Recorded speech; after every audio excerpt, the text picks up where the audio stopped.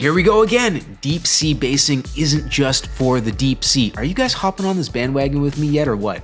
All right, well, if you're not sold yet, in this video, I'm gonna be showing you how deep sea basing bits could add that next level thematic touch to your models. It's gonna have them aura farming all day on those gaming tables. Okay, so we're gonna be taking a look at Epic Basing's Seaweeds Basing Set and crafting a winding, toxic jungle that even Papa Nurgle will be proud of. All right, but before we get into it, make sure to subscribe to the channel to get all of our basing secrets and strategies and hobby tips from the almost 20 years, has it been that long?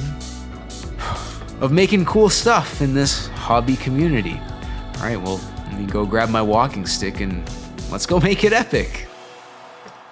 All right, so let's start things off by layering some magic sculpt putty on our base. This is our landscaping process, and you know, honestly, I try not to think too much about it. Just put down some random pieces and see where it goes. Then we can go ahead and test fit our marine because we want them on the base so that we can make sure the composition jives with the pose. And then we can start putting on our bigger elements like this flowing seaweed and some kelp in the back. And in the foreground here, I'm gonna be placing a large oarweed. Now the thing with these larger elements is sometimes they tend to feel isolated, so you want to take some smaller guys at a little bit of a shorter height to help blend them into the ground that doesn't have any basing bits around it.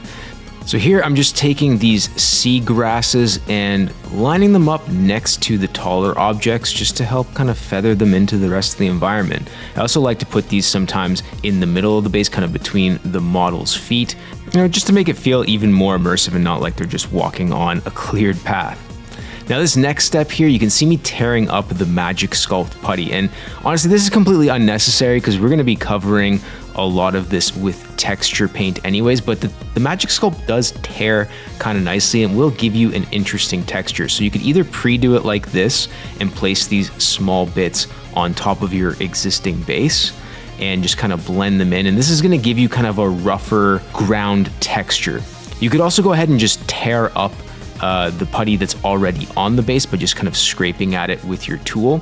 And again, either way, this is just another method of adding texture to your base, and you can use this in combination with texture paint, as a substitute for texture paint, or you can use both of them and see what kind of an interesting mix you can come up with, which is what I'm doing here. So now I'm just applying concrete texture from the ammo lineup, and this is a very fine texture, so having those rougher patches is really going to give me an interesting contrast.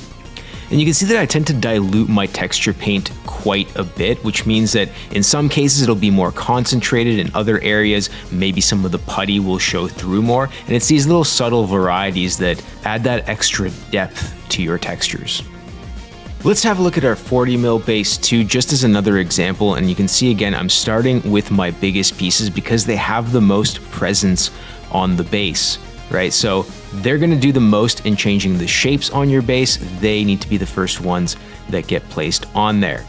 And now I'm looking at pieces that I can use to blend them into the environment around them. So typically these tend to be shorter so that we're playing with height.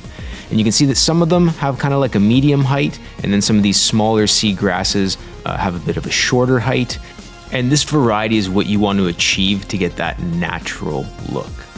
Okay, and in the front here, I'm just placing some additional small pieces of magic sculpt, again, kind of tearing it up, kind of leaving it rough like we did on the other base to create more of an underlying texture before we go ahead and add our texture paint.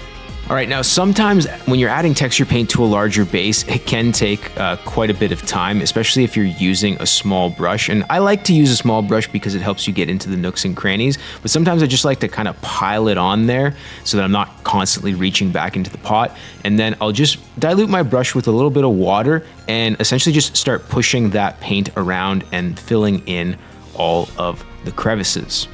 Now, if you do have a larger brush with a sharp tip that you don't mind committing to texture paint, that can help make this process a little bit faster.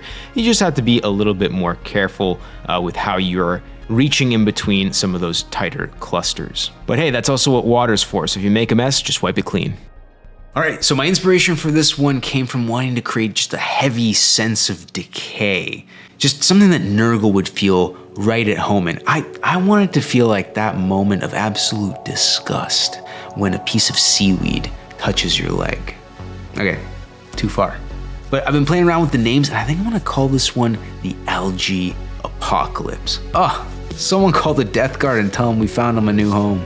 Alright, I'm telling you guys another basing tip, name your friggin' environments. It just makes them sound and feel so much cooler. Alright, I'll stop tooting my own horn. Let's get to painting. Alright, so let's get started by hitting our bases with a coat of primer. We're going to start with the black, and I'm using the airbrush here just to make sure that we cover everything. And again, you want to make sure that you hit those undersides so that everything is covered and you don't have any of that putty or resin showing through. And then we're on to the white primer, and the key here is just to apply this gradually, right? You don't want to blast it all at once. You want to slowly build up the light and control how much brightness you're adding. So on the back side, I'm going to leave it a little bit dimmer, and on the front side, I'll leave a little bit of a spotlight effect. Now let's start adding some color, and we are going with a vibrant green. Now, in a lot of cases when I do this, I'm using a transparent airbrush medium to increase the transparency of the paint so that it doesn't destroy the lights and shadows. It just kind of creates a layer over top of them. And honestly, that's all I wanted out of this airbrush stage, so let's go into painting by brush, and we're gonna start by applying some raw umber to the ground. Again, I do want to differentiate it from the vibrant greens of the seaweeds, and although I will bring some green back into the ground later, I think it's important to create this initial separation between the two. So just applying transparent wash coat and letting that settle. And now we're going to be doing the same thing for the green seaweeds. So we're starting with sap green hue here and mixing in a little bit of black just to darken it ever so slightly. And then again, diluting that paint into more of a wash, which we're going to apply across the entire surface of these seaweeds. So this is going to help pick out the stems and just to help darken them up slightly so that we can work with some highlights later on too. All right, so we can't leave it all green, so we're gonna need to introduce some new colors, which is why I'm opting for yellow. My goal here is to keep it very green feeling, which is why I'm focusing on colors that are adjacent to green and are not going to change the overall mood too much. So again, yellow being right next to it should feel very in scheme still. Okay, so next we're gonna start thinking about highlights, and I'm putting down some ice yellow because I want the highlights to still feel very warm. And then I'm also using this green gold, which was airbrushed on earlier. And you can see that I've created these little piles of color there, giving me various degrees of highlight that I can use to make it either more or less intense. And that's all about just blocking in those highlights. So the main thing I'm concentrating on here is hitting the edges and any of the creases that may be facing upwards. Again, the airbrush layer has done a good job of establishing where our lights and shadows are, so we already have a nice guide established for us. So we just need to take the brighter color and intensify things.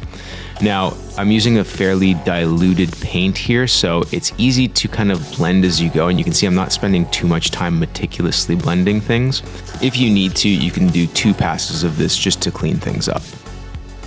All right, and then we're gonna be doing the exact same thing with the yellow. I like that the initial wash took our color towards the direction that we wanted to go in. However, they still look a little bit faded. So right now I'm really just trying to bring back more of the yellowness in the mid-tone. So I'm re-intensifying those. And then we're gonna be adding a little bit of a brighter highlight and just kind of picking out the top edges of some of those shapes. Another thing I like to do sometimes is just take a bit of the mid-tone and spread it next to the bit, and I find this just helps to integrate it into the ground a little bit more and help it not feel like such a separate piece. All right, so the colors on the base were feeling just a little bit too basic, and I knew I needed to bring in something else to break up all the yellow and the green without taking away from the overall effect. So I took alizarin crimson and I mixed it into my initial green mix, and I'm using that as a wash over top of some of these seagrasses. And then I just applied a highlight over top of that to bring out the edges. And again, I feel like this doesn't create too strong of a contrasting color. Really, it ends up being more of a brown. So it ties into the ground very well, though it does give me a slightly different tone than what we were going for with the rest of the greens and yellows. Then it was time to bring out some of the texture on the ground. So I added a little bit of ice yellow to our initial ground wash mix, and I'm just kind of brushing it over top of there to pick out some of the raised surfaces. And then I'm doing what I was doing before, where I take some of the tones that are present on the bits and I'm just working those in to that ground.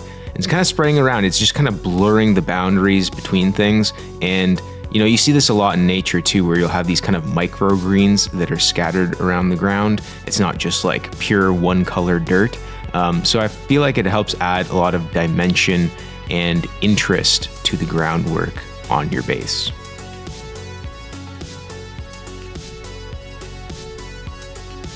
And speaking of microgreens, now I'm taking some of the highlight green color and just painting it on to various parts of the groundwork. Again, this could simulate little bits of algae growing, and again, it just sort of starts to blur the boundaries of what's ground and what's plants, or in this case, basing bits.